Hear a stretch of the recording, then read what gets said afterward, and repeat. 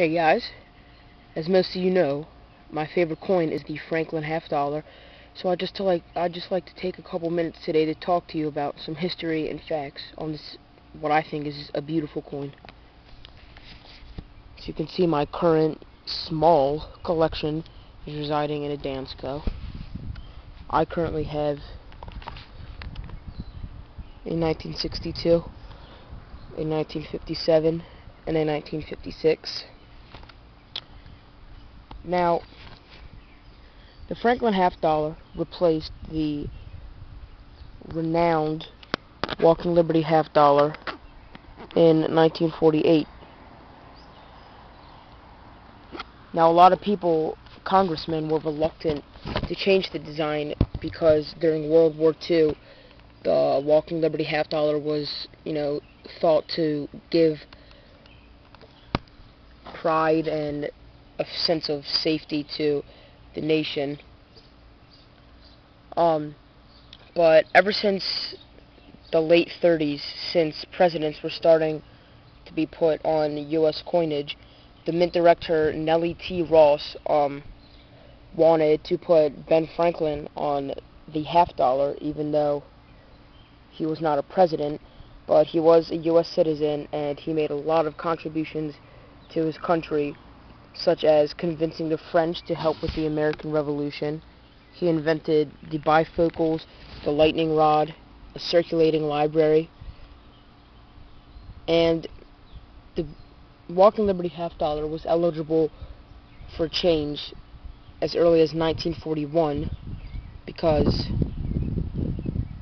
the United States required that any circulating U.S. coin must stay in circulation for a minimum of 25 years. And at the end of World War II, Mint Director Nellie T. Ross approached John R. Sinek, known for his artwork on the Roosevelt dime, about creating the Franklin half dollar. Now, his designs were originally shot down over and over a decent amount of times, but they were eventually adopted. Okay? So that's just a little bit of history on the Franklin half dollar. Now let's get into the design and some controversy / interesting facts.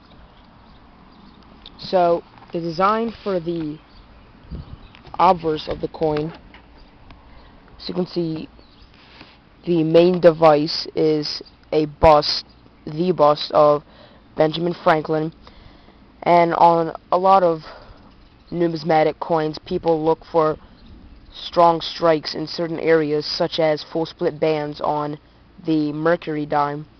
And one of the things that people look for is on the Franklin half dollars, to the right of Franklin's ear, there is 3 wisps, as they call them, of hair, and people look to see if those 3 hairs are fully separated and visible. I don't have any examples of that, and you probably wouldn't be able to see it if I did, but that's one thing that they look for. It has the mottos Liberty at the top, and In God We Trust at the bottom, and the date to the right of Franklin. Okay? Now let's take a look at the reverse. The reverse of Franklin's main device, or the main device of Franklin's reverse, is the Liberty Bell. Sorry that this isn't in focus. And another thing that people look for is full bell lines, which is the horizontal lines. There's 7 of them running across the bottom of the Liberty Bell. People look to see full separation and that they're going all the way across the belt. Now, one thing people were upset about was that the Liberty Bell was portrayed with a crack in it, which the real Liberty Bell does have. They thought it made the United States look weak and, broken down, but it was kept. And another interesting thing that most people know about the Franklin half dollar is the small eagle to the right here, to the right of the bell. Congress in the late 1800s made it mandatory that any circulating silver coin with a higher denomination than a dime must have an eagle on it. And since they used the Liberty Bell as the main device, a small eagle was put to the right of the bell. Now there's a Type 1 and a Type 2 Franklin reverse, and it has to do with this eagle. It has to do with the amount of feathers that the eagle has on either side, and it has to do with the shape and size of the eagle's head. And it also has mottos E Pluribus Unum, the denomination $half, and the legend United States of America.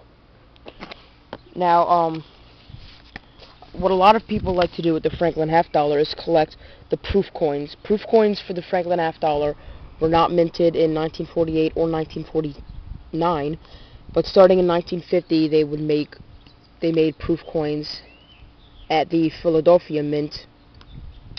And one of the interesting things and most historical things about the Franklin $half is that it is the last U.S. coin, or U.S. $half, to be minted at the San Francisco Mint as a business strike.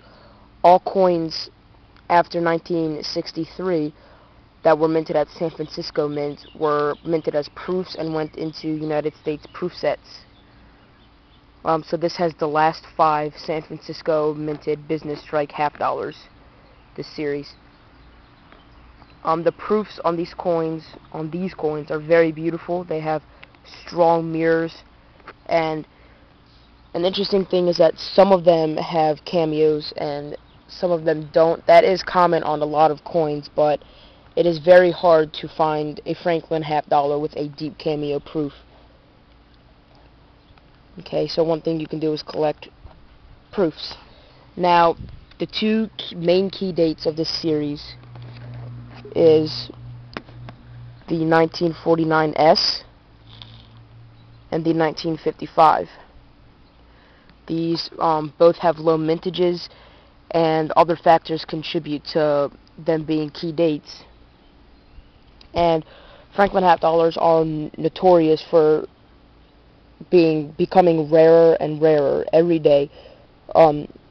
They have a significant amount of silver in them, just like all other pre-1964 $half, 90% solid silver, and they're melted down constantly because they're not the most widely collected $half, so there's an abundance of them and people melt them down for their silver value. And there's also a few errors that are notable in the Franklin series, one of which is the 1955 Bugs Bunny variety. What happened in 1955 is that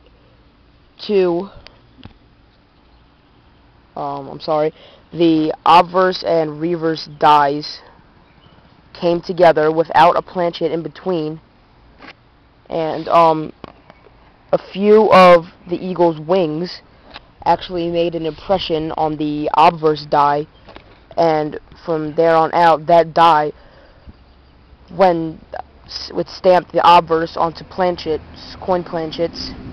Sorry, a truck just went by. It actually stamped 2 of the eagle's smaller wings right onto the lips of Franklin, and it made him look like he has 2 big buck teeth, so it's been named the Bugs Bunny variety. And there was also a 1961 double die proof, and there was also a 1956 double die proof. So that is just a little bit of history on Franklin $half. I hope you guys start collecting. This is a very, very affordable set in MS63. When you jump up to MS65, there is a huge spike in price. Some coins that cost $25 in MS63 can cost over $300 in MS65. But this is, other than those few coins, this is a very collectible set. There are no real stopper dates. Even the key dates, 49S and 55, can be found in mid to higher grades for very affordable prices. So go pick up your Dansko album and start collecting. Thanks, guys.